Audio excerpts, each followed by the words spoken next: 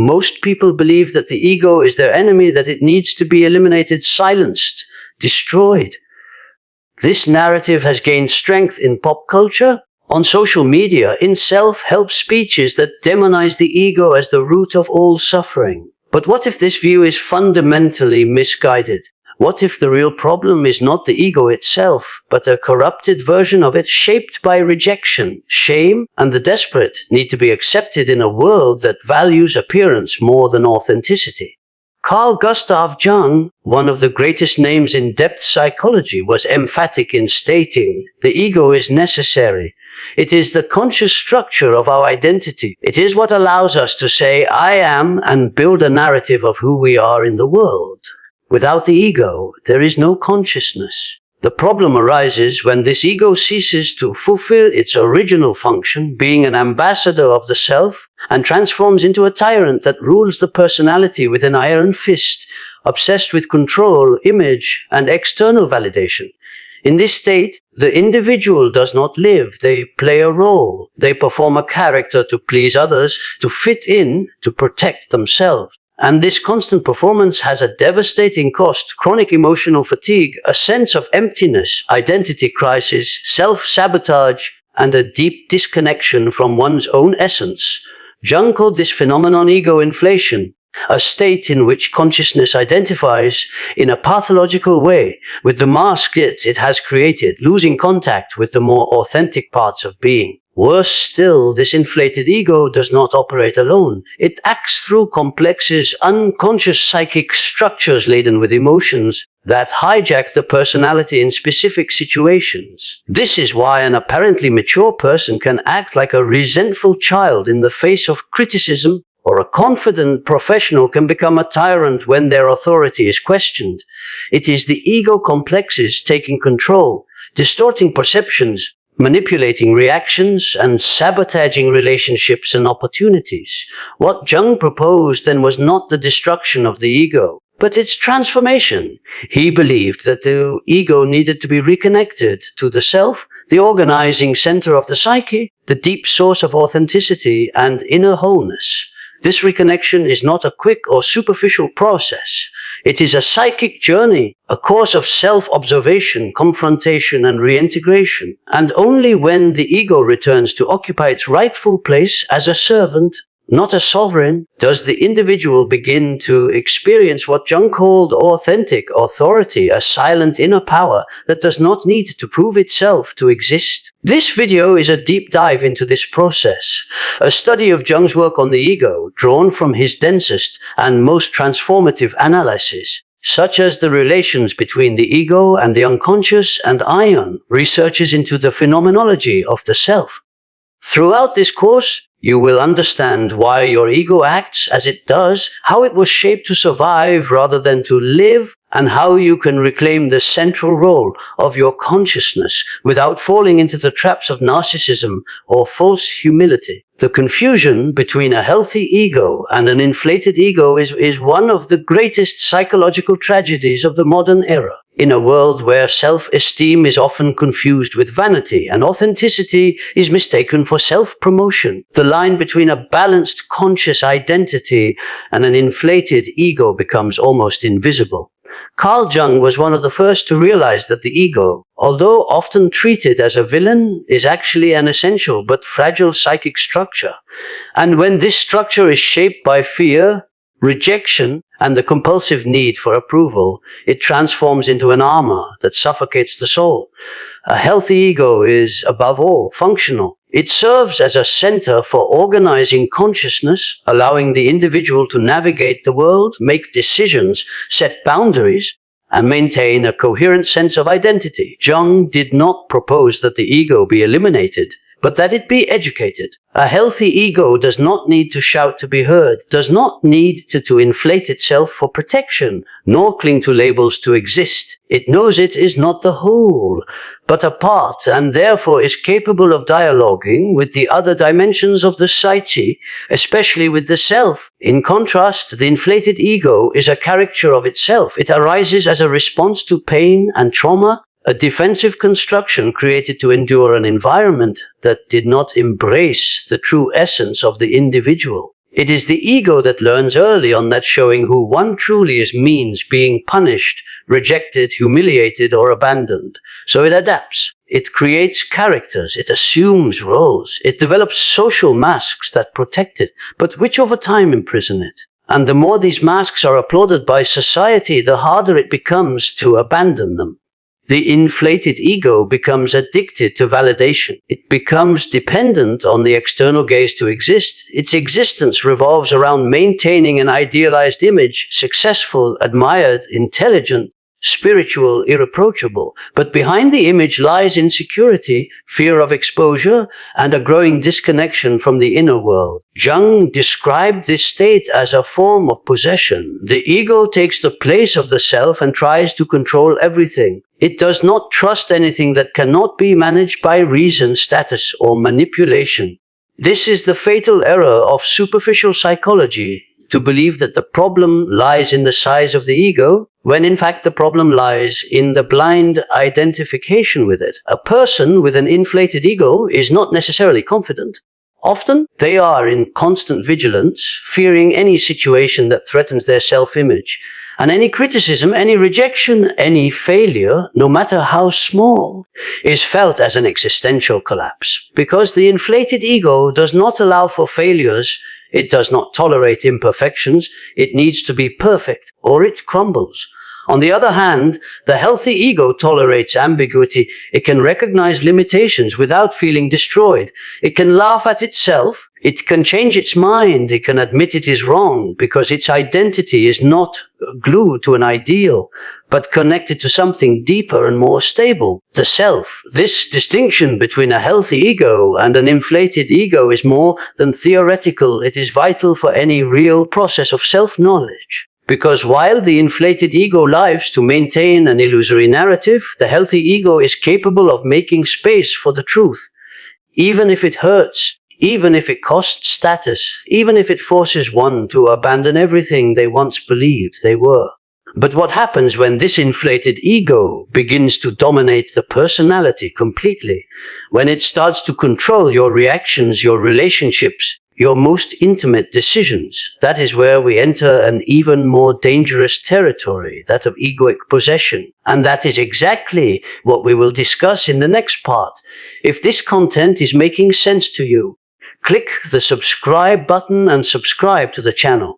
Thank you for your support. The idea that you can be possessed by your own ego may sound absurd at first glance. After all, who else would you be? If not that I that automatically responds to the stimuli of the world. But for Jung, this question reveals precisely the problem. The ego was conceived to be just a part of the human psychic apparatus, a bridge between the internal and external world, an interface of consciousness. However, when this ego completely identifies with social roles, with the desires of the environment, with the quest for recognition, it ceases to be a mediator and transforms into a dictator.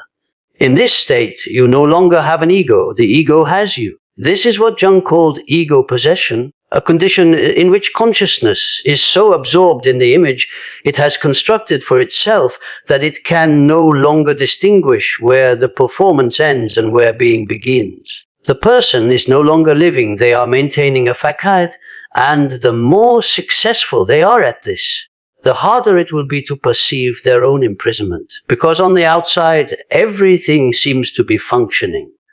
Career, social media, relationships, but inside, an uncomfortable silence reigns, a sense of disconnection with something essential. Ego possession is the perfect prison. It has no bars, no lock, no executioner. What imprisons is the very image you believe you need to uphold, to deserve, to exist. And this prison is maintained not by external forces, but by your own identification with it.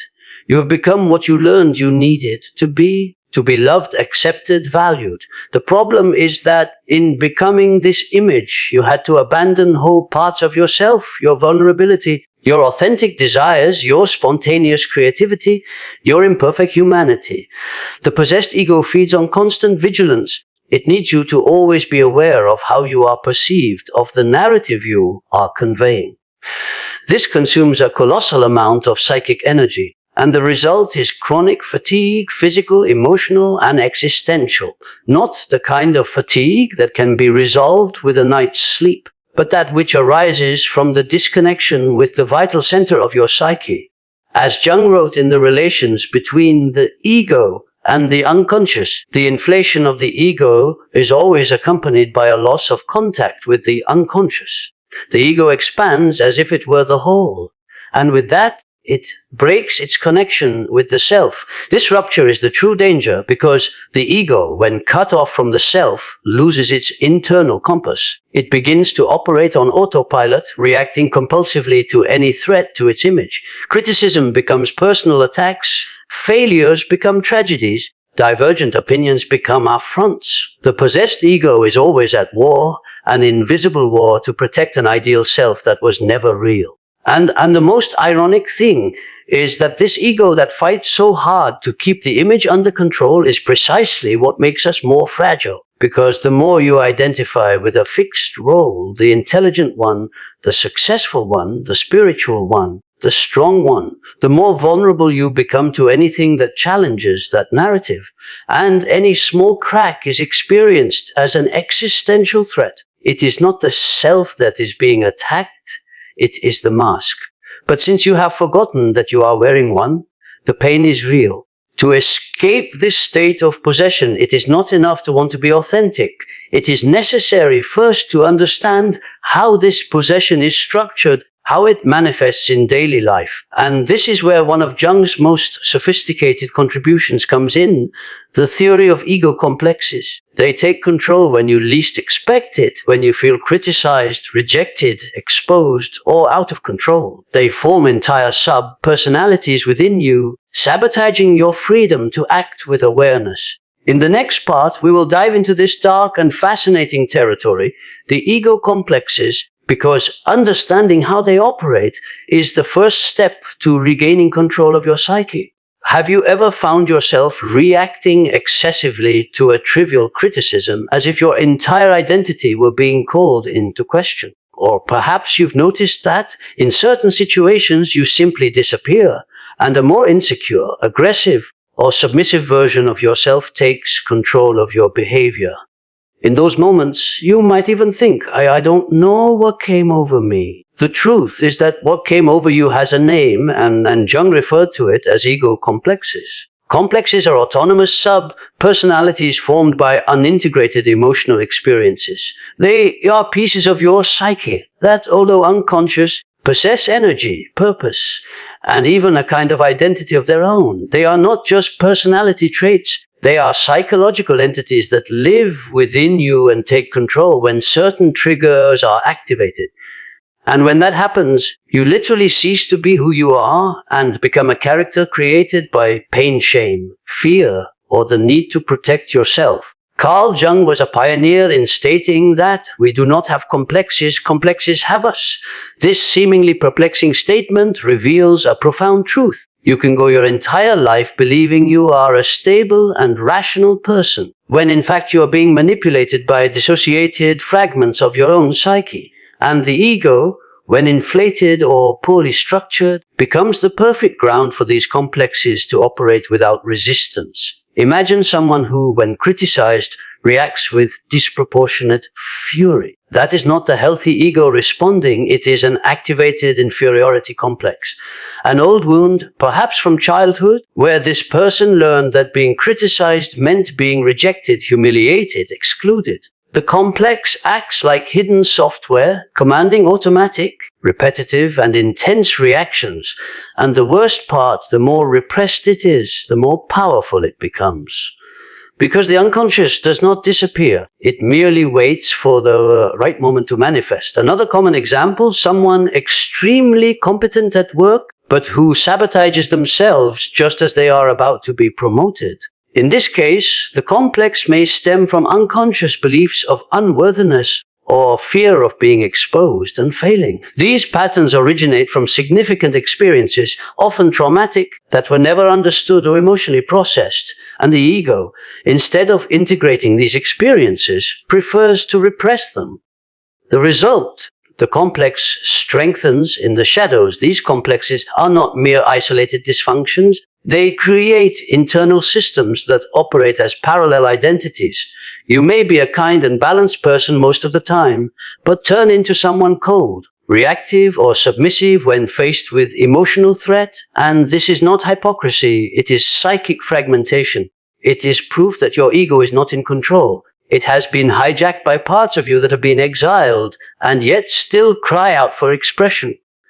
For Jung, the key is not to destroy these complexes, but to bring them to light. Observe their manifestations, recognize their triggers, name the internal voices that dominate your mind at certain moments. It is only through this awareness that it becomes possible to reintegrate these parts and restore the autonomy of the ego in the face of unconscious forces. As he writes in the relations between the ego and the unconscious, the autonomous complex is like a little demon within the psyche. It takes control in critical moments, making us act against our own conscious will. These demons do not need to be exorcised, they need to be understood. And this is where true transformation begins. But merely identifying the complexes is not enough. The next step is to learn to recognize them at the moment they manifest without merging with them, because between stimulus and response there is a space, and in that space lies your power.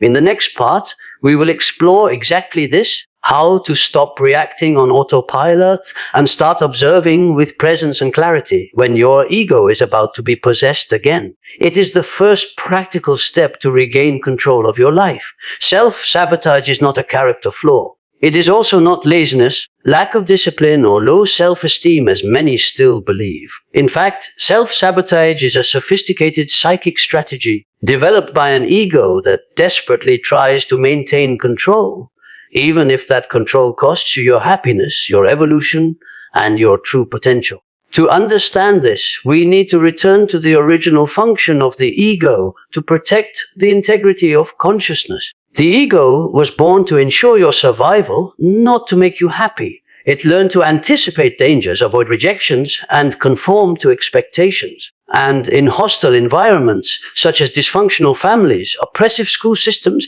or societies that punish authenticity, this ego becomes rigid, defensive, and paranoid. It begins to confuse vulnerability with threat, change with risk, growth with danger. And so, even when you try to break free, it is the ego itself that sabotages. You decide to start a project you love and suddenly procrastinate. You try to build a healthy relationship and emotionally shut down. You receive an opportunity for growth and feel an inexplicable fear. This is not bad luck or coincidence. It is the ego trying to keep you in familiar territory, because the new, the unknown, the authentic represent a threat to the image it has spent years constructing. And this is where the ego complexes come into play. When a situation activates an old wound, the ego does not allow consciousness to deal with it maturely. It activates a complex. And this complex, in turn, takes control and drives the sabotage. But the most insidious part is that this occurs under the guise of logic. You believe you are being rational by giving up, withdrawing, avoiding.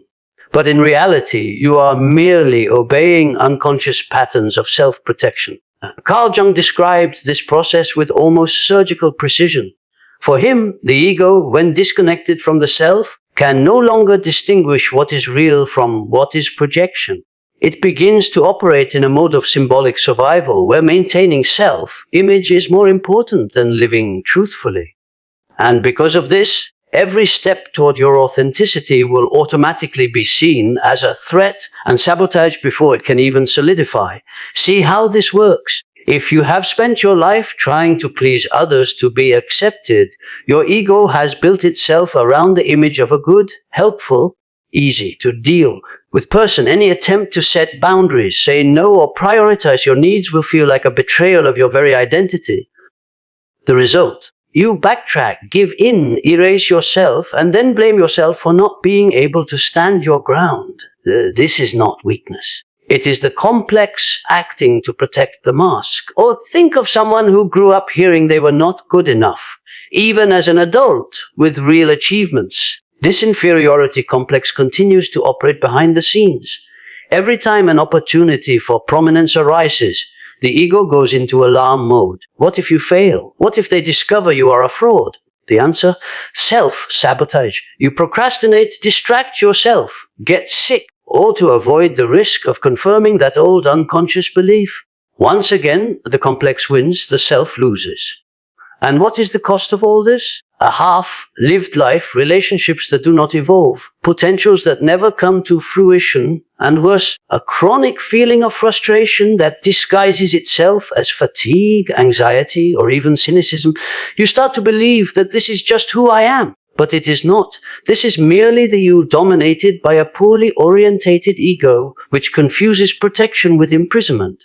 The way to break this cycle is not through brute force. It is not about defeating the ego, but about understanding it, about observing clearly when these dynamics are happening, and gradually rebuilding the relationship between the ego and the self. Self-sabotage ceases when the ego stops acting as an internal enemy and begins to serve as a conscious ally of your wholeness.